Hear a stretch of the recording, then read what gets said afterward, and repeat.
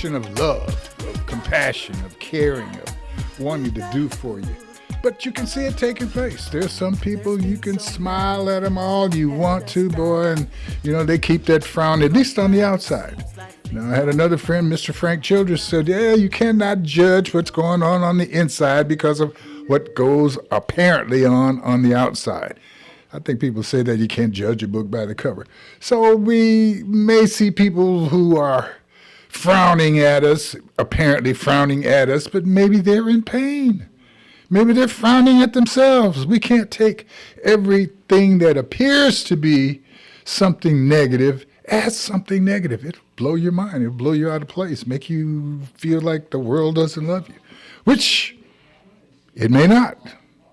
But then again, do you love yourself? That's the issue. This is Empire Talks Back. I'm Wallace Allen. We're here on the case for truth and justice, with the right information to help improve the situation.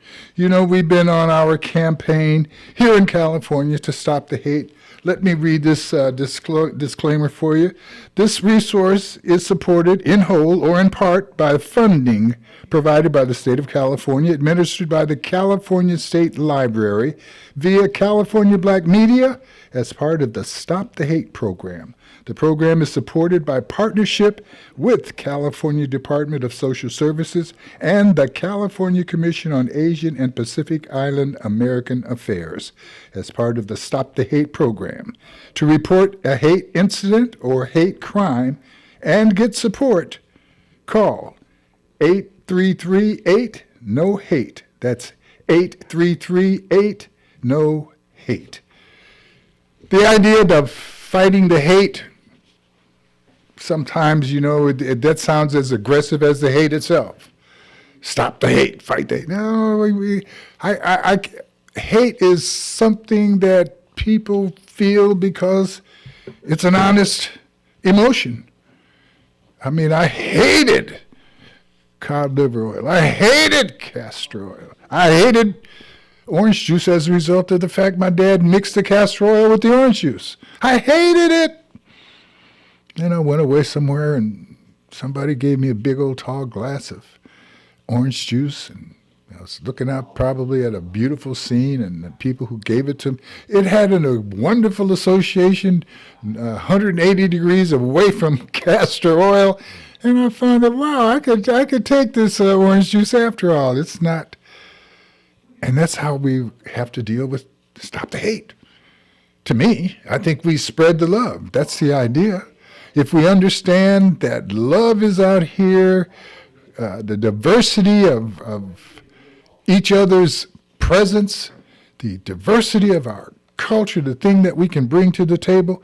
Well, how important is diversity, Wallace? It sounds like something that, our anti-diversity people have made it sound like it's just a redundant wind that blows and we don't have to worry about it. But if we don't have diversity, say, in our gene pool, if you've got a small little herd of wolves that never meet or run into any other wolves, they've got, 10, 12 wolves in the pack, their whole genetic future is unfortunately pinned up in a small group of genetic pool. They don't have a big enough pool to actually grow. Your genetic pool will describe your potential. So when we talk about diversity, when we talk about bringing different groups of people to the table, that's a benefit. That's an amazing benefit. So my idea of stopping the hate is to spread the love. Let's talk about some things that are culturally so based in love that when you experience it, you have to accept that, wow, this is a gift. Now, one of the biggest gifts that we can have as people is to be able to do something that we like. Imagine being able to make a living doing something that you like. Immediately we can think of Freddie Freeman and the baseball guys. Obviously he liked hitting baseballs, and he hit a couple of home runs and made the Dodgers the world champions. Baseball players make a lot of money, enjoy themselves doing what they do. But there's a lot of people who enjoy what they do, and they don't necessarily make a lot of money, but they spread a lot of honey. They spread a lot of good. They spread a lot of goodwill. Now imagine how hard it is to get a job. Many people are out trying to get a job. And the list of jobs does not come along with the statement that says, we're guaranteed to make you like this. You're going to enjoy climbing in the hole that we got for you to go in to go do what we want you to do. You're going to enjoy sitting at the desk all day talking. You may enjoy it, you may not.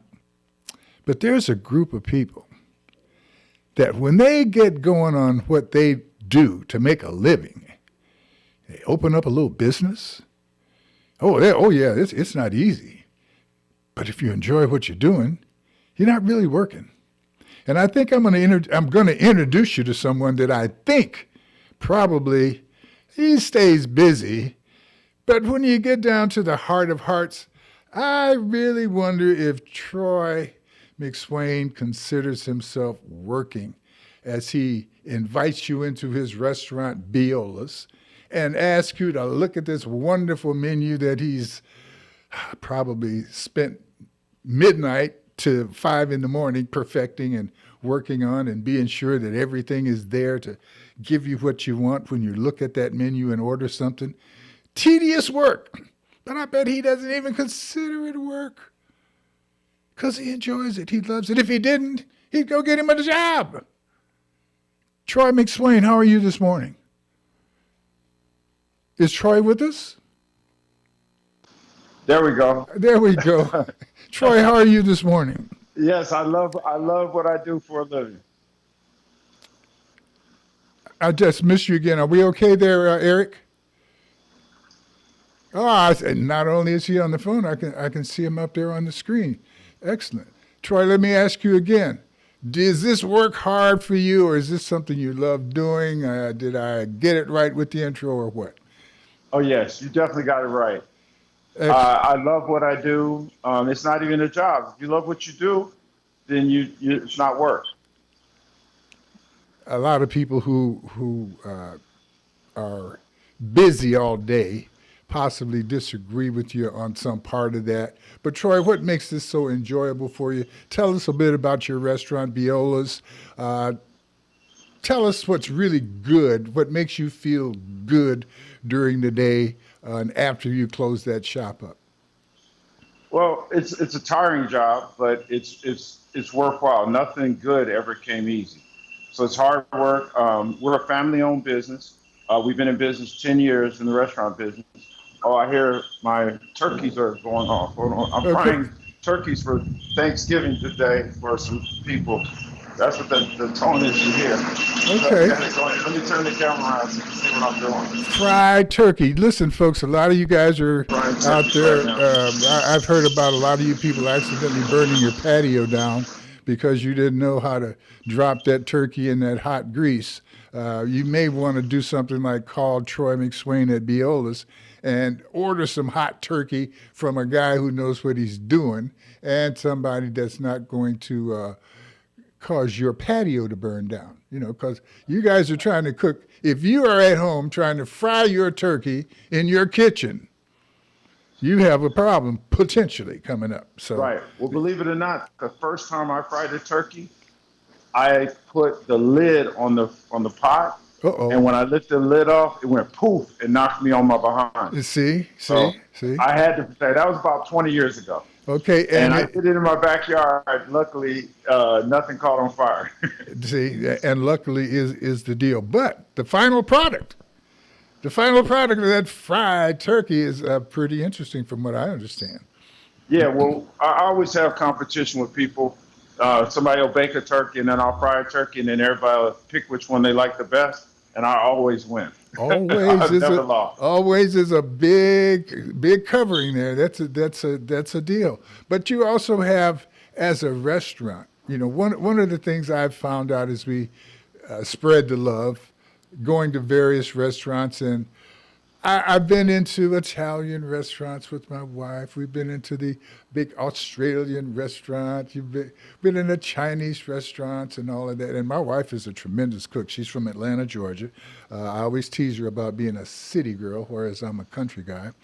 And one of the things that I've never actually heard her do after we come out of one of those restaurants is say, "Oh, I could cook that." Even the shrimp and the steak and all of that. And she can. She can cook their stuff wonderfully. But I know that after we come to Biola's and eat some food that is culturally associated with black folk, she's going to come home and whatever I eat there, and if I say, "Oh man, I like that. That was really good," she's going to have it on my menu this week, that week. Right. She's going to compete with you. She's got to compete. She's going to compete with you, and she's doing it out of love. But at the same time, that's not what I want to talk to people about today. I want to talk about people. How to cook. People accepting the fact that when you go to the restaurant, you're going to find the best that that cook can do and the chef, but it's not going to be something to compare with what mama does, because we're not, when we look at a cooking and eating experience, it's not just the taste of the food, it's the atmosphere. It's the feelings that you get. I remember I grew up in Illinois, but every summer I would go back to Mississippi to get a chance to spend time with my favorite person, my grandmother, Ms. Ruby Martin. And Ruby Martin fried the best chicken in the world, according to even her five daughters, who, all of them thought they were the best cooks in the world too. I remember as my grandmother got older, I would still ask her, and she would actually go fry the chicken. And I'd eat that chicken, and I'd love that chicken. And my mother would look at me, she said, "Butch, your grandmother, she doesn't put the same stuff in her chicken as she used to. She doesn't know how to do that. She forgot. Quite frankly, the rest of us, we don't eat mother's chicken anymore. It just doesn't taste right." When I ate my grandmother's chicken, I didn't just eat that chicken. I ate the experience that we shared together for all of those summers that I spent there, for all of that wisdom that she gave me. And it was just a different kind of thing. So I say that to say, one of the things, Troy, that we are dealing with here is supporting our businesses, supporting the people who, and when I say support, a lot of times people say, "Well, that means we're going to make some kind of drop in quality." No, nothing like that. We spend our days working, just like you work. And you work as a business owner. You work because you've got bills to pay. And money has a tremendous meaning in our lives. And because it means so much, because we do so much to get it, when we spend it, we are really expressing our economic desires, our love for our country, our love for our people, our love for everything. And if we don't spend our money with some type of affection for the future, affection, I guess it's like this. I like who likes me. I like those things that represent my culture. I like especially the things that do it well. And I think that it's so good that this is one of the ways to make people who think they don't like black folk, people who think they can't get along with a culture that's different, man, one of the first things that I do to show them that, yeah, you can, is bring them by a place like Biola's. Because it gets a lot easier to talk to people, get a lot easier for them to see what you're talking about in terms of not trying to take over their lives, but trying to insert something else into their lives. I can't make everybody happy forever, but I'll bet you if I brought you to dinner or lunch, or do you serve breakfast? Yeah, you do, because it's chicken. No breakfast. We're a chicken and waffle place. We don't open till noon every day. Yeah, that's for people who assume that breakfast could only be served in the morning. Right. Or assume that my first meal of the day is in the morning. If like my friend Anthony Garcia, the mood master, who's not here today because he's a musician and he worked late last night, called me and said, "Well, man, I'm not going to make it." But when he wakes up probably at 2 o'clock this afternoon, he's going to want breakfast. right? So it Yes, can come sir. at any time, and you can call it what you want to, but chicken and waffles, man, that's breakfast if I want it in the morning. And it certainly can be lunch because I remember my grandmother would go out and kill a chicken 2 or 3 times a day, sometimes 2 or 3 chickens, depending on who was home. And we'd have chicken for breakfast, lunch, and dinner. And it was more like bread because sometimes we'd have chicken and she'd have pork chops and beef steak or whatever, but she had chicken. So I say that to say, folks, don't let the time of day decide for you when to go to see Biola's just because they got chicken and waffles. And your menu is much more extensive than that, but it's part of your name, Biola's Chicken and Waffles, right? Yes, sir. Right. Where'd you get? Um, Go ahead. no, I was gonna say, yeah, we do fried catfish, fried red snapper. We do it everything you can get here. We can bake it for those who want healthier, or we can fry it. Nothing on the menu takes more than 10 minutes to cook, so we're more of a quick service type of restaurant. And we're in Upland, California, right off the 210 freeway, so easy access to get here, right off the baseline and the 210. We're a completely scratch kitchen. Nothing comes out of a can here except for the peaches for the peach cobbler. Mm. But we make everything fresh. And even we cook. Like when you order mac and cheese, the first time it's cooked is for you when you actually place your order. So So I'm we not getting make a serving out of a big old pot of mac and cheese. no, sir. You're getting an individually baked mac and cheese for yourself. Okay, let me ask you this. What about my red beans and rice? Because I Now kind of, the red beans and rice, we have to make the rice. The rice is in the rice warmer. But the red beans and rice, we met. My son is the head chef now, and he cooks everything. At least once or twice a week, we prepare like red beans and rice, and so it's always pretty fresh. But the red beans and rice would be on the steam table. Our yeah. collard greens are on the steam table, and our gravy is on the steam See, table. I want But my it's red still made beans. from scratch. I don't want my fresh red beans. I mean, when you Right. cook up my red beans, I don't. I mean, I'll Yeah. eat them, but I like, man, the second day on the red beans is Exactly. it's killing it. Exactly. That's what we want. So, Right. understanding that, you have a situation where when they come in and they look at the menu, there are some substitutions and alterations rather, that people can request. Well, it depends on. I mean, we don't really have a lot of substitution.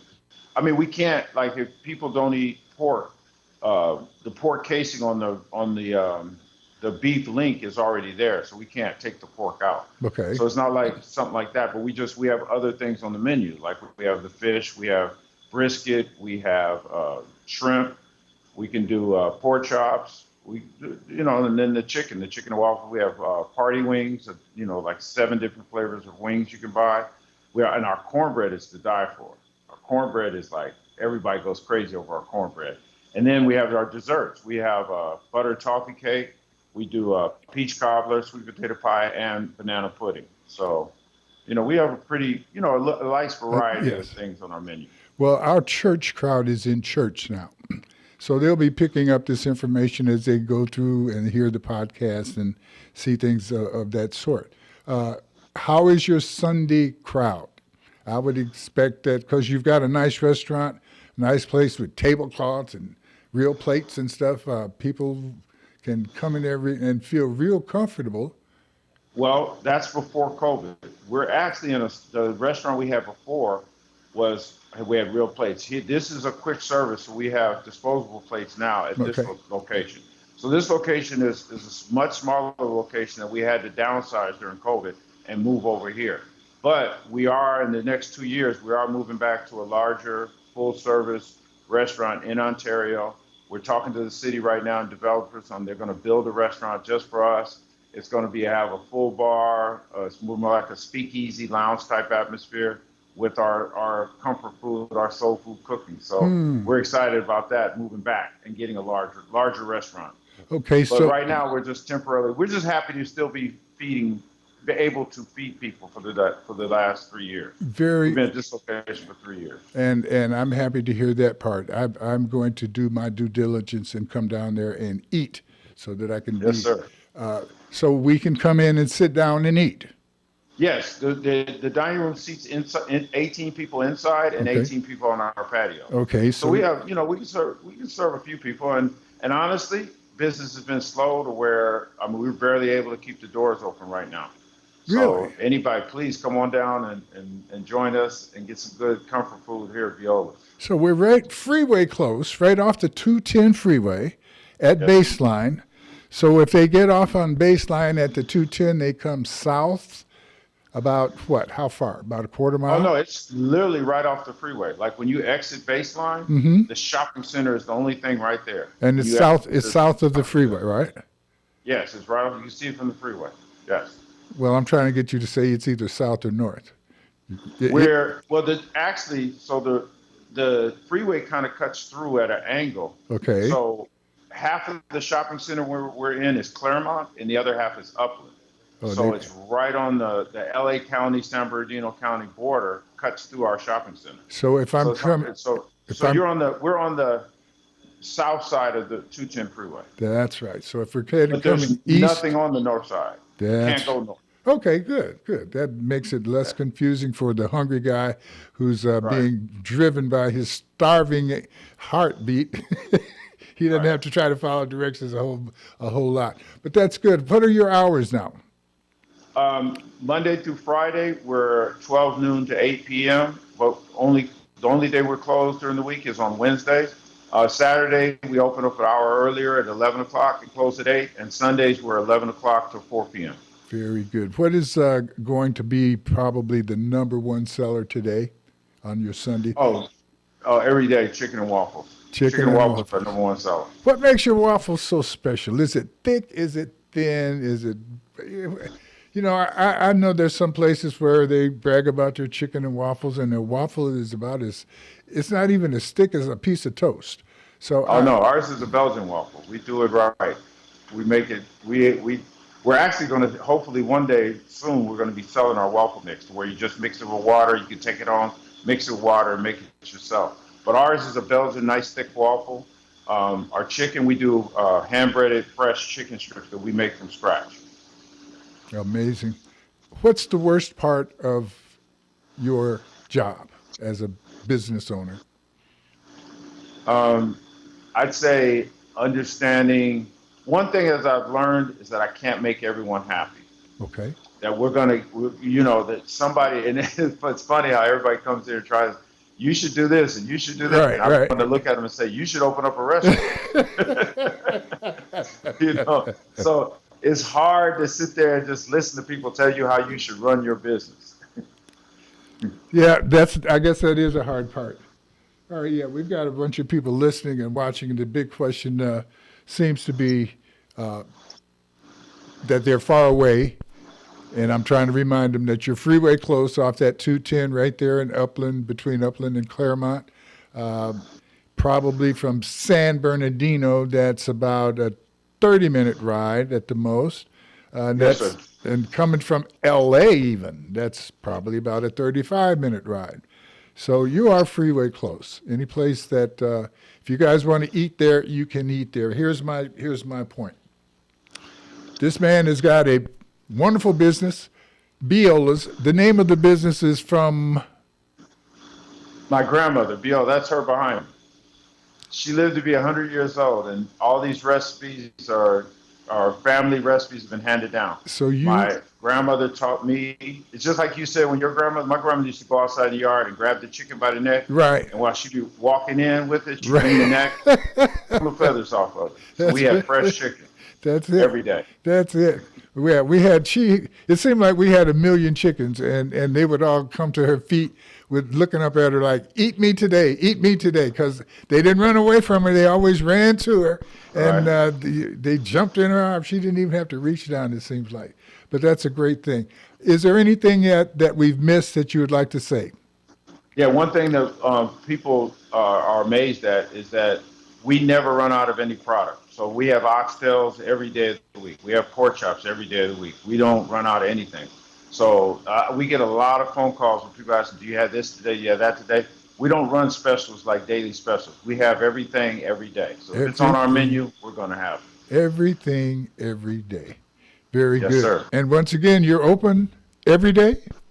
Today we'll be open from 11 a.m. to 4 p.m. on Sunday. Okay, so you're open Monday, Tuesday, all through the week. Is there a day off that you go shopping? Or, Wednesday. Do you close any day of the week? Yes, we close on Wednesday. You close on Wednesday. Okay, Yes. very good. I will not plan to come down on a Wednesday. I can work with that. Very good. Troy McSwain, we appreciate you. God bless you. Keep up the good work.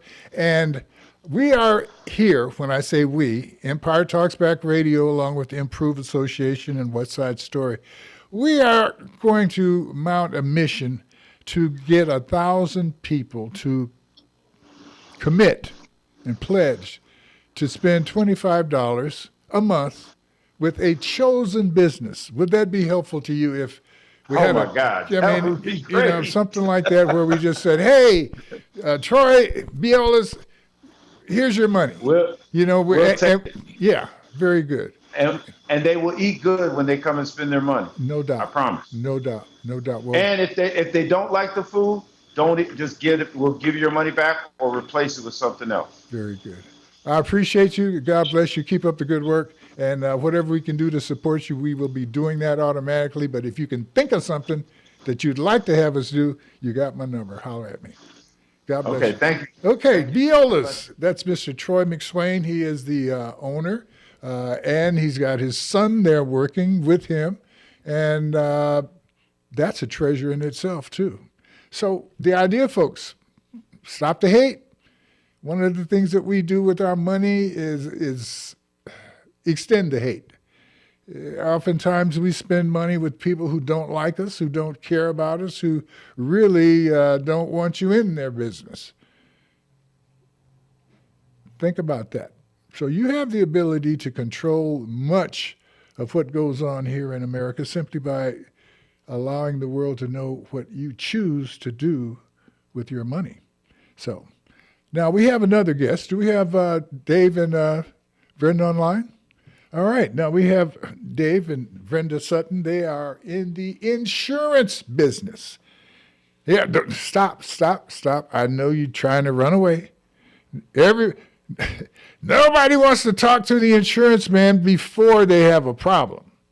But after they have a problem, man, do we have insurance? Homeowners insurance, household insurance, product insurance? I don't know, boy. I tell you, they are really nice people, but I'm sure that they will agree with me that a lot of times people, I bet you when they first started their business, like many of us, we thought that our first sale should be some of the people that we care about because we care about our business. We know that we've got a great product and we want to share that with the folks we love. But boy, does it really work out like that. Who am I speaking to, Dave or Brenda or both? Both. I'm Brenda. And this is Dave. All right, Good Dave. morning. Dave, you sound a little further away from the phone. Is that on? I'm here. Very good. Very We good. have one of the reasons we're in business with us. Our little man. I won't get him started, but the long and the short is we do this because it's important. Right. We're Sutton & Sutton Insurance Services, and what we do matters. You were perfectly on point when you said most people don't want to talk to us until after there's a problem. Oh, yeah. Well, you are so on point with that. I completely agree. But the reality is, when we are in play, when we are helping you, it's a beautiful thing that you don't need us, but it's a great thing if what we have prepared comes to work for you. So one of the things we do is Medicare. Brenda is a Medicare specialist.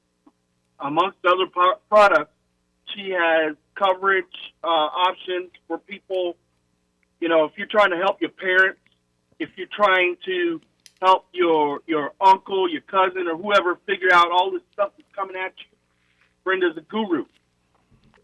Yeah. That's Medicare is open enrollment right now, and it ends December 7th. That's one of the products that I offer. I offer supplemental benefits to employees that has 5 or more employees. That's Aflac. and I offer Cover California for individual and family plans. The open enrollment is right now, and it ends January 30th. It ends December 30th if you want to be effective for January 1st. So what we're talking about is health care. Am I right? Life and health. Yeah. Life and health insurance. Okay. Well, let's talk. Let's separate those two for a moment. Okay. Health care.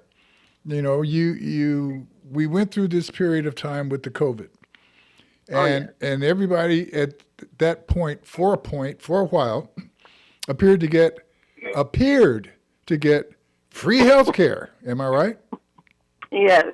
I mean, we just reached out. If you coughed, you could go to the almost anywhere and get a shot and get some level of follow-up care, because the country was concerned about the country's health and welfare, and that meant that we had to deal with every individual who could threaten that. Some people liked it. Some people didn't like it politically. They had, the arguments. Some people said that it was a good thing, and some said it's a bad thing. But it didn't last forever. And thank goodness that COVID didn't last forever, but neither did just stop on by and get a shot, and we'll look at you and be sure that everything's okay. So explain that process of how Medicare or we got all these different cares that we all care about, but we don't even separate them and understand them. You got California Care, and explain what happened after COVID, how this fell back into our own individual hands to assure that we've got health care. Well, the health care, basically, a lot of people lost their employment as well during that time. So that's when they were covered. So when they went back to work, the insurance is based on your income for Medicare and Medicare and Medi-Cal, CAL. It's income based according to how many is in your family. And then after that, it's subsidized according to your income. That's how that works. And of course, it's age banded. According to your age, the younger you are, the less your insurance costs. The older you are, the more your insurance costs. And that's across the board for life and health insurance. It's age banded.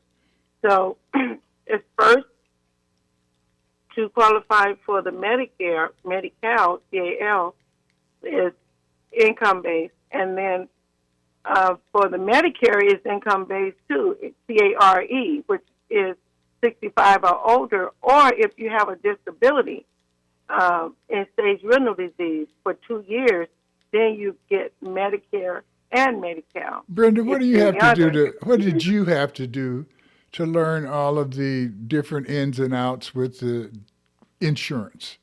Because what do you have to do? What kind of classes do you have to take? Who do you have to learn that stuff from?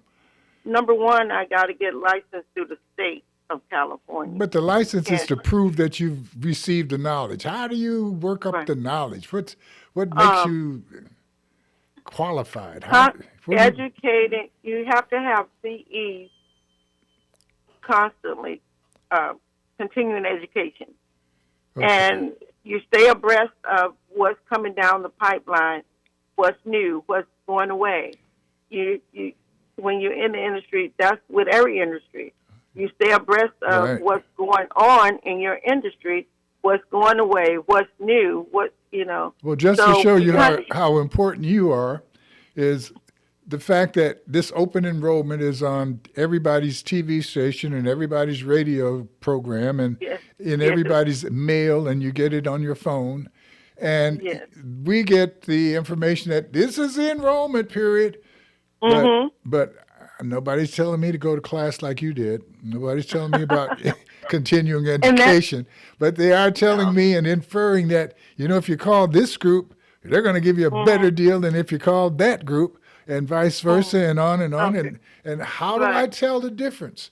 How? Um, So when I'm when gonna. you come to me, I break it down for you. I look up the plans and compare the plans, and you choose the plan that you want. And you don't pay me. The carrier that you choose pay me So you're an for advisor. that. You're an advisor. I Yes, can. I yes. could. It doesn't matter to you personally which of the companies I Medicare. go with.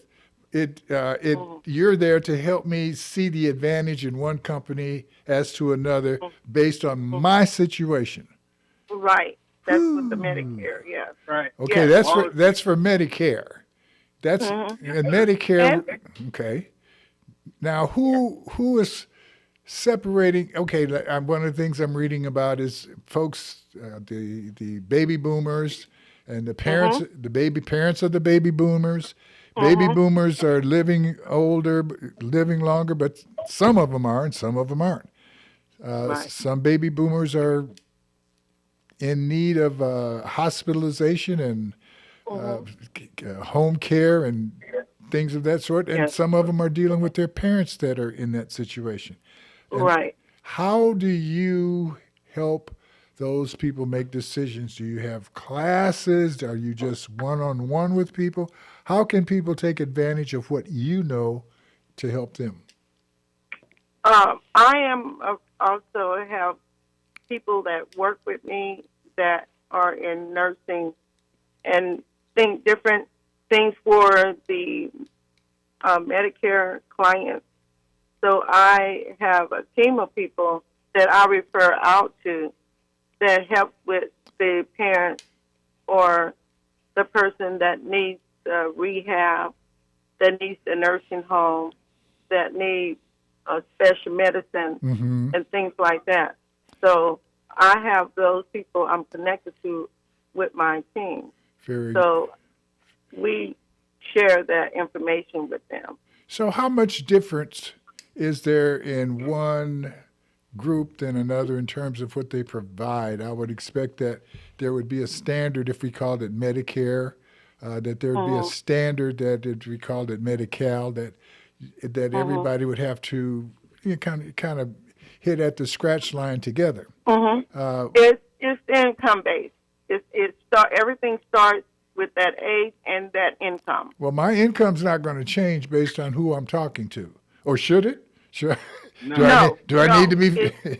So They have a chart for the levels of if you're in this income, this is what works for you, that's what works for you, and or this is what you're gonna pay. so how This do is how your do fee. how do I determine that one company is better than another? If they're all meeting if they're meeting the basic standards and terms that qualifies them to be a practitioner under the Medi-Cal or Medicare system. I guess what I'm So, trying to say is, with all of these different commercials and people telling me to call them, how can I tell that one is better than the other?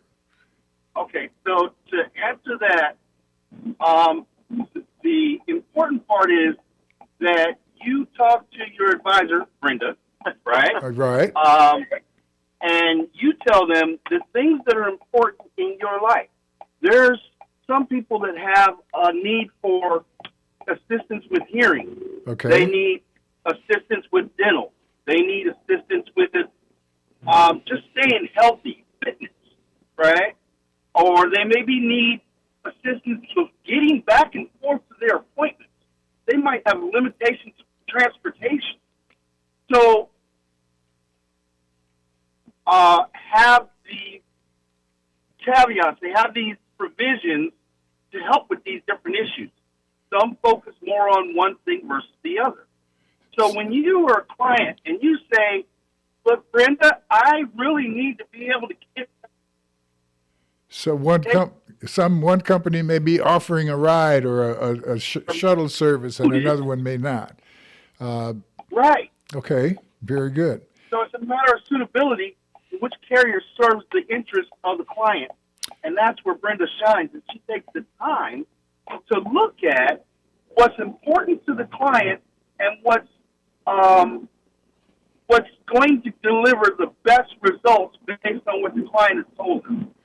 So if you want your parents, you want to make sure that you get the right health care and deal with the doctors that you're comfortable with.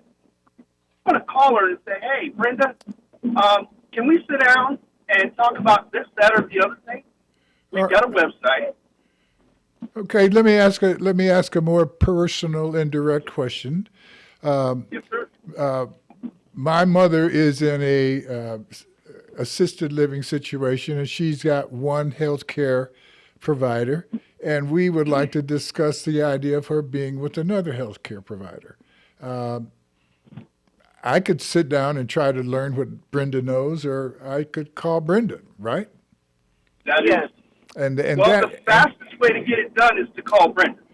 Right, and that's what I'm trying to move around to, is that as we talk about spreading the love, stopping the hate, because self-hate is one of the first things that we've got. African American men have this quiet self-hate that they try to get around by saying, well, I know my body, I'm okay, and the doctors, they did that Tuskegee experiment and I can't trust them and blah, blah, blah. That's not the truth. The truth is I'm scared to go to the doctor. He may find something that, that if I'm not worried about it now, when he tells me about it, it's going to make me worry, and now I'll be under stress that I'm not under, and I'll really be sick, and on and on and on, and blah, blah, blah, blah. And all the kind of reasons that people come up with for cheering losers. I'm not going to talk about bad football or baseball or basketball teams, but some of us cheer well-known losers. We cheer for activities in life that are well-known to be losers, but we stick with that. How we become a winner, how we decide to show love for ourselves and love for our culture and love for our family that we will leave behind, or the family that's going to have to take care of your behind because you didn't exercise, you didn't eat right, you didn't do what you needed to do. But there's some type of healthcare program that's going to be helpful. But how we approach that and not deal with experts who are functional in that is a self-hate issue. And we need to come out of that and spread the love. You are part of spreading the love. You don't. Do you charge me to talk? Are you going to send me a bill? You're going to send me a bill for our conversation today? Because I've not. Yes. We are going to send you a bill, and let me tell you what the cost is. If you like our service, what we would like you to do to compensate us is to send us another client, right? Send us the people you care about. Our business is about protecting the people you love and care about, right? Right. So the simple thing to do, and you hit on something earlier, so I'm just going to drive to your point. When we recognize that there's something going on with us, the best thing we can do is A, write it down. B, figure out who we can talk to that is going to understand what we need help with. And when I say who, I mean a professional, okay? You go to that professional with your notes. Doctor, look, this is what I'm experiencing. This is my lifestyle. This is what I do. This is what I don't do. Help me figure out how to deal with this with the least amount of pain and discomfort. So you're telling people how to even go to the doctor. Well, I mean, but no, that's really critical, because what you said about writing something down, if you don't write it down, the story moves to the left, to the right, to the north, to the south. None of us who did great things in high school, for instance, we're glad we didn't write down our track 100-yard dash time, because the older we get, the better that time gets. Yeah, right? Yeah. The story changes to our favor. So if we don't write down the pain that we're really experiencing, when we get to the doctor, he says, well, Wallace, how you been? I guess I'm okay because I'm here. I'm managing. No. You're here. That's a hint. Think about when your hip was hurting and you didn't really do anything to stop it from hurting except adjust how you stand, which has now got your leg hurting a little bit, but I can put up with that, and I guess I'm okay because I guess it comes with old age. No, it comes because you injured yourself and you ignored the injury, and now you're trying to pad over the injury with some type of story, whereas if you write it down, it has meaning. It sticks. Right. And that's fair. And I say that because I've not heard anybody say that before. Write it down about your doctor. Write down your pain experience. Write down your discomfort experience so that when you go to the doctor, you don't have to try to remember. You pull out that little piece of paper and you say, Doc, I've been feeling pretty good the last couple of days. I don't know if it's because of that tonic my grandmother told me about or if because I've been exercising. But 2 weeks ago, because I wrote the date down, this is what happened. And it was that's amazing. I think it's important for people to know that as advisors, they should not run away from you because you are in a position to tell them what to do at a very critical moment in their lives. This I was speaking to Covered California earlier this week, and we were talking about this period of time now. And the fact is, we can sign up for insurance in January and February, and the enrollment period is, it's not the enrollment period, but you can enroll. So I don't know what the difference is, but I do know that, as we put that urgency to it and say, hey, you got to enroll, a lot of people, they run away from that. They run away from it because it's a responsibility that, maybe I can rebel against this because I got a speeding ticket. I can't rebel against that. I got a code enforcement. I got to cut these doggone weeds down. Grover, you know what that's all about. And when you have to do things, you look for something that you're supposed to do that I don't have to do. I'm just going to rebel. The child in us comes out, the Kuta Kinte in us comes out, and we just but it's to our benefit to take good advice, and if it's free advice, my goodness, we should not. So I'd like for you guys to let people know. And Dave, we didn't talk about life insurance because people. I'm going to live forever, and when I die, I want everybody to be sad. Right. And we're not talking about life insurance for you to die. We're talking about wealth building. I've heard people talk about, if you had a big enough one, and you could sell off that insurance if you needed to. It's like it's a savings account if in fact you have to use it like that. Dave, you got about 2 minutes. Tell me the benefits of a life insurance company, insurance that doesn't have to die, that you don't have to die. You don't have to die to use it. All right, so perfect. I have got something that most people, it's one of the most powerful tools that most people will just outright ignore. Why? Because they just don't believe. But what they need to do is understand that this is a tool that will allow them to not necessarily create immediate wealth for themselves, but they will be able, if they use it properly, to set up and create generational wealth. Some of them, even if they're willing to take action properly, they may even create their own retirement. But you got to be ready to step up. So this ain't for everybody. Why is it not for everybody? Because they're not going to hear what I'm saying right now. Okay? They're not going to hear it because they're just not ready. I understand that. We got 2 minutes. For those of you who are not, tough. I understand. We're going to go through this. We're going to get it together. But the legacy is built by you creating a policy for not only yourself, but your grandchildren. Yes, your grandchildren. And they're immortal, right? They can walk on water. They can jump over tall buildings in a single bound. So the cost of protecting them is almost nothing, right?